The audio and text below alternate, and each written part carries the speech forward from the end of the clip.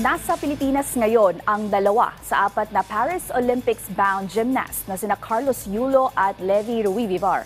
Bumisita rin sila sa Gymnastics Association of the Philippines Gymnasium sa Intramuros, Manila. Yan ang ulat ni Daryl Laclares.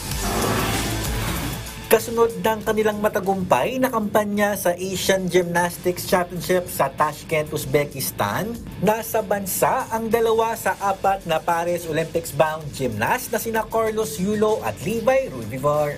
Matatandaang humakot si Yulo ng apat na gold medal sa Asian Championships para sa floor exercise, vault, parallel bars at individual all-around, habang bronze naman ang nasungkit ni Ruivivar para sa uneven bars. Ngayong araw, bumisita sina Yulo at Ruivivar sa Gymnastics Association of the Philippines Gymnasium sa Intramuros, Maynila, na dinaluhan din ni Philippine Olympic Committee President Abraham Bambol Tolentino at GAP President Cynthia Carrion. Humarap din ang dalawang national team gymnast sa isang press conference kung saan ibinahagi nila kung ano pa ang mga gagawin nilang paghanda higit isang buwan bago ang Olympiada.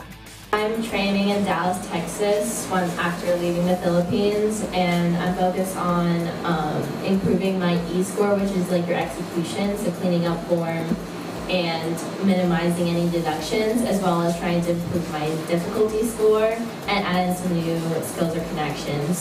Mag-focus po ako sa tatlo ko pong mabigat na apparatus, which is floor, vault, and parallel bars po, and then konting linis na lang po sa another 3 po. Mas gusto ko pong mas maging pulido po yung mga landings ko, especially sa floor and vault po. Ayon naman kay Carrion, bukod sa husay ng ating apat na Olympic gymnast, malaking papel din ang ginagampanan ng mga coaches, nutritionists, therapists at psychologists na patuloy na nag-aalaga sa ating mga atleta.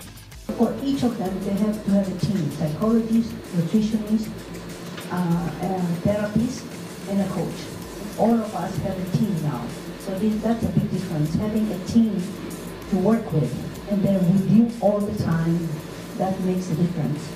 Sa Biyernes ay lilipad na si Ruivivar pabalik ng Amerika, samantalang magpapatuloy ang ensayo ni Yulo dito sa Pilipinas. Pero sa parating na Hunyo, makasama nila sila Alea Finegan at Emma Malabuyo para sa 3 linggong training camp sa Metz, France, na handog ng POC sa lahat ng Pilipinong atleta na pasok sa Paris Olympics.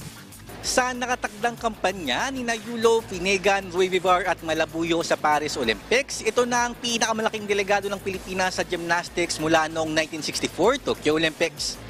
Daryl Laclares para sa Pambansang TV sa Bagong Pilipinas.